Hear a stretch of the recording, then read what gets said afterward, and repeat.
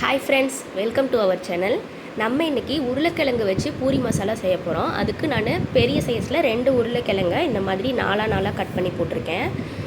அதில் ஒரு அரை ஸ்பூன் அளவுக்கு மஞ்சத்தூள், கல்லுப்பு வந்து கொஞ்சமாக அது வேகிறதுக்காக போட்டுட்டு 1 ஸ்பூன் அளவுக்கு எண்ணெய் சேர்த்துக்கிறேன்.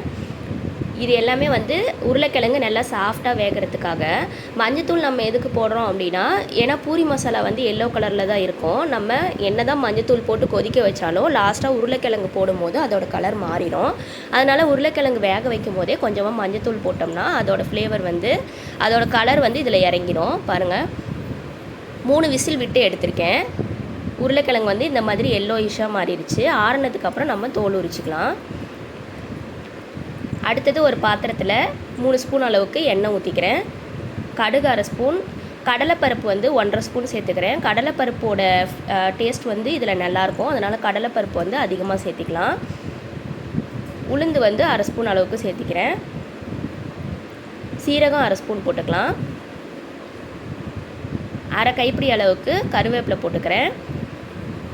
3 பச்சை மிளகாயை இந்த மாதிரி 2ஆக அறுத்து போட்டுக்கிறேன். இதெல்லாம் நல்லா பொரிய விட்டுக்கலாம்.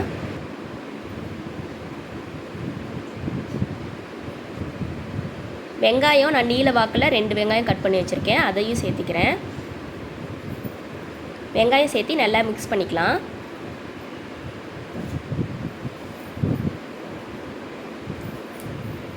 வெங்காயம் இந்த மாதிரி நீல வாக்கில் கட் பண்ணி போட்டால் தான் இதுக்கு நல்லாயிருக்கும் பூரி மசாலாவுக்கு. இந்த வெங்காயம் வேகிறதுக்காக கொஞ்சமாக கல்லுப்பு, திரும்பவும் நான் வந்து இதுக்கு தேவையான அளவுக்கு மஞ்சத்தூள் சேர்த்துக்கிறேன். இந்த ஸ்டேஜ்லேயே மஞ்சத்தூள் சேர்த்தா தான் வெங்காயமும் வந்து எல்லோ கலரில் மாறும்.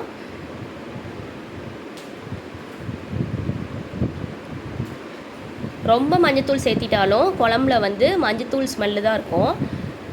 அதுக்கு தேவையான அளவுக்கு அப்பப்போ சேர்த்திக்கலாம். நல்லா மிக்ஸ் பண்ணிக்கலாம். இப்போ வந்து நான் 1 ஸ்பூன் அளவுக்கு கடலை மாவை ஒரு கப்பில் எடுத்து அதை தண்ணி ஊற்றி நல்லா கரைச்சி வச்சுருக்கேன். அரை கப் அளவுக்கு கரைச்சி வச்சுருக்கேன். நான் எடுத்தது 1 டேபிள் ஸ்பூன் அளவுக்கு மட்டும்தான் கடலை மாவு எடுத்தேன். ஃபஸ்ட்டு வந்து ஒரு அரை கப் அளவுக்கு மட்டும் தண்ணியில் அதை மிக்ஸ் பண்ணி சேர்த்திக்கிறேன். அதுக்கு மேலே வந்து நான் அப்பப்போ தண்ணியை வந்து கலந்து சேர்த்திக்க போகிறேன். 1 ஸ்பூன் கடலை மாவே போதும். ஏன்னா கடலை மாவு வந்து ஸ்மெல்லு வந்து அப்படியே நிற்கும். குழம்புல வந்து கடலை மாவு ஸ்மெல்லு இருந்துக்கிட்டே இருக்கும். லைட்டாக நீங்கள் 1 ஸ்பூன் போட்டாவே போதும். ஒரு அரை பாத்திரம் அளவுக்கு அதுவே நம்ம மேனேஜ் பண்ணிக்கலாம். கடலை மாவு வந்து திக் பண்ணி கொடுக்கும் குழம்ப. நான் அரை கப்பாக இப்போ திரும்ப நான் 2 டைம் தண்ணி ஊற்றிருக்கேன். அது கெட்டியாக ஊற்றிக்கலாம். ஒரே டைமில் நீங்கள் ஊற்றினீங்கனாலும் குழம்பு வந்து நீத்து போன மாதிரி ஆயிரும். நல்லா கொதிக்க விட்டு இந்த மாதிரி மிக்ஸ் பண்ணிக்கிட்டே இருக்கலாம். கடலை மாவோட ஸ்மெல்லு வந்து கொஞ்சம் கூட இருக்கக்கூடாது, அந்த அளவுக்கு நல்லா கொதிக்க விடணும். நான் திரும்பவும் அரை கப் சேர்த்திக்கிறேன்.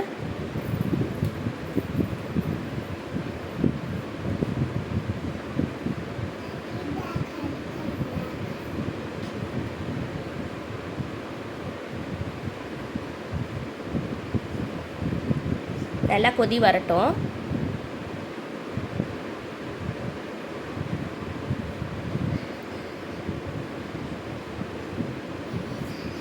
உருளைக்கிழங்க நான் தோல் உரித்து இந்த மாதிரி நசுக்கி வச்சுருக்கேன். நீங்கள் கத்தியை வச்சு பீஸாகவும் கட் பண்ணிக்கலாம்.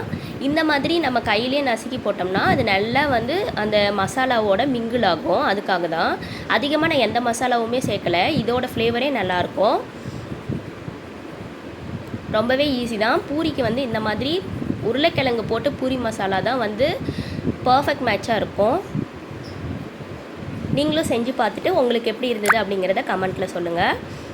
வீடியோ பிடிச்சிருந்தா ஒரு லைக் பண்ணிக்கோங்க. சேனலையும் சப்ஸ்கிரைப் பண்ணிக்கோங்க. தேங்க்யூ.